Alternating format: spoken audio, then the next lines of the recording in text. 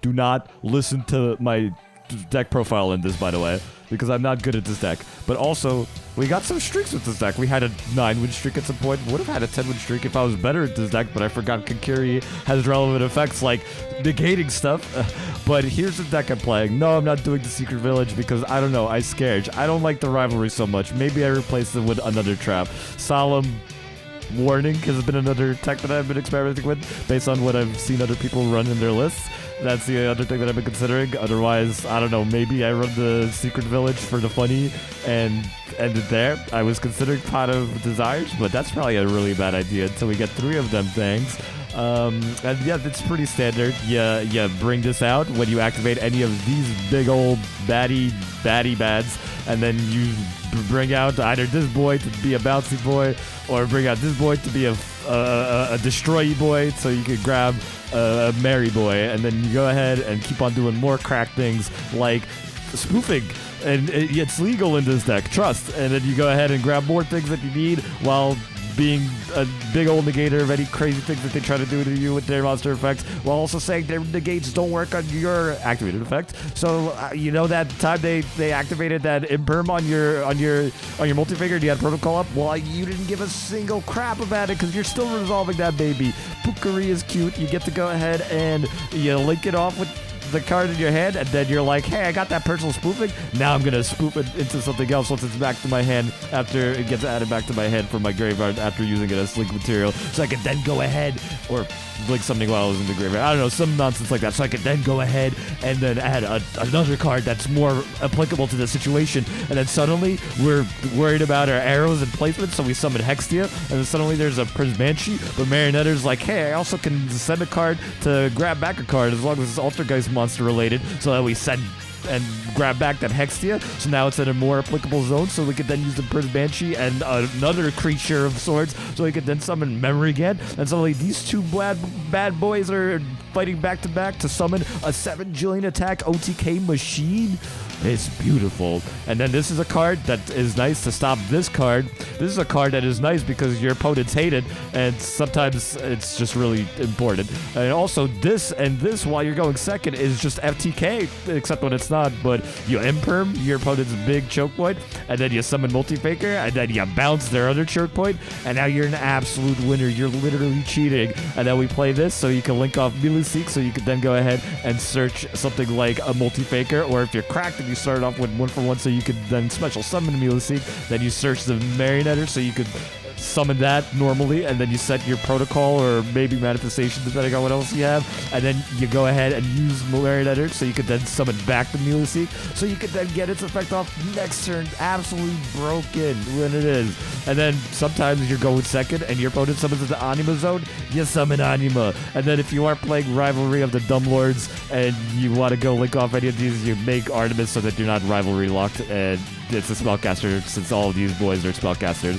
And also if you want to get like an Altergeist Marionetter into the graveyard, or another Altergeist that has more than an applicable of these to be able to go ahead and summon it back with like manifestation or whatever shenanigan reasons you have. And then other like monsters for the reasons of blowing up our extra deck. We play the totally banned limited to 1, so we can banish all the non-Altergeist like monsters anyway. And that is my story. I hope you enjoyed it. This is I did not discuss Haunted Rock, and I don't know how to play it yet, but I've been told that this leads to some really great OTKs. As far as I know, though, I haven't gotten a chance to really apply it yet this early in the ladder, but I know that like the idea is like if you have Marionetter, Multi-Faker, and a third Altergeist to set to the graveyard, you normal summon Marionetter so that you could then set Haunted Rock, which will allow you to activate it that same turn, so you could then discard that third Altergeist monster because you require that discard to be able to even flip up Haunted Rock in the first place. That'll then allow you to trigger the Multi-Faker so that you could more proactively start summoning Multi-Faker, so you could then summon Multi-Seek, for example, which then when you link off these two, you can then go ahead and have Hextia while adding from deck to the hand Pukari, so you can then use that as an additional link material, and then continue garnering advantage from there, basically. Negating and bouncing everything your opponent does, your extra deck doesn't matter. You'll kill eventually. Yeah, that's true. I think there are situations where you do want to end the game fast, especially if like there are like certain blowout cards you're afraid of your opponent drawing to when you don't have the out for them. Like opening Pukari with Multi-Seek gives me turn 1 Hexia plus summon Faker next turn for a nearly guaranteed spell trap negate. That's fair. Yeah.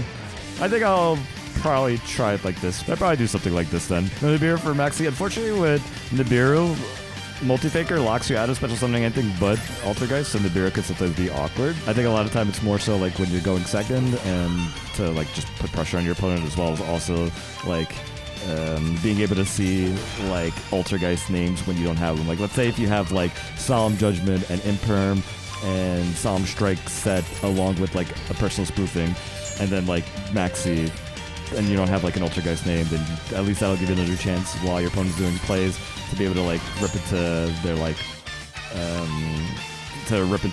let's say whatever Altergeist name you want to return back to the deck, so you could then go ahead and add Multi-Faker and summon it. And if you had Protocol as well, now you have your full combo live without having to like make any awkward sacrifices to do that. I think the problem with Heavenly Prison is that I feel like we don't play as many traps as like something like Eldritch, and we really want to see traps, but we also want to see our other pieces as well. And like if we summon Altergeist, we can't summon the Heavenly Prison to then set up our follow-up. It would be nice, and then you set like Prosperity, for example. It could be like really nice for sure, or even 1-for-1 potentially. But I don't think it has as much of an impact here as it does in Eldritch, where they could play it a lot more freely, in my opinion. And plus, the summon could be locked out if you summon Multi-Faker that same turn. I like the idea that Tamai suggested of adding the second Pukuri, taking out the trap card. Yeah, I like this list. That's the deck. This I just put in here because technically you could, if you want to lick this off and then steal something your opponent has in their graveyard to be a funny boy. I'm waiting till we get the Dark Charmer. That's going to be funny. Is it vulnerable to board wipe? You do have Solemn Judgment to be able to stop that, and you do have ways to recover. Like let's say if your opponent Harpies Thunder Dusters you and you can't stop that, but then you like were able to activate like a trap card to then trigger your Multi-Faker, then you're able to summon from the deck the Soliquitous. That means then you could then go ahead and at least have another layer of interaction with your opponent, where you could go ahead and bounce another card that they have if it's like at a key point to interrupt whatever they're trying to do to like OTK you or set up their combo. And if you use like something like Spoofing, for example, when they activate Harvey's Thunder Duster, you can flip up Protocol and then chain Spoofing to send back that Protocol to the deck, so that you could then go ahead and at least have that in your deck so that it's not completely out. Like, I mean, you have ways to recycle, but at least so that you have a chance to draw it again, versus like it just being in the graveyard and you having to kind of like set up your Prism Banshee, for example, or your Soquitus floating effect to be able to go ahead and pick them back up. Also, I think there are like certain situations like once you have Soquitus set up, it's like really nice. Like if they Harpy Thunder Duster you again, then you go ahead and just like bounce like your Protocol, for example, back to the hand, and now you have it in your hand while bouncing their card, and it's cute. So it has a decent amount of recovery, but it also depends on how well set up it was. Like once it's set up with personal spoofing and like Multi-Faker and Protocol and all that, like it can generate a lot of resources really quickly. Okay, yeah, I'm gonna go Pete.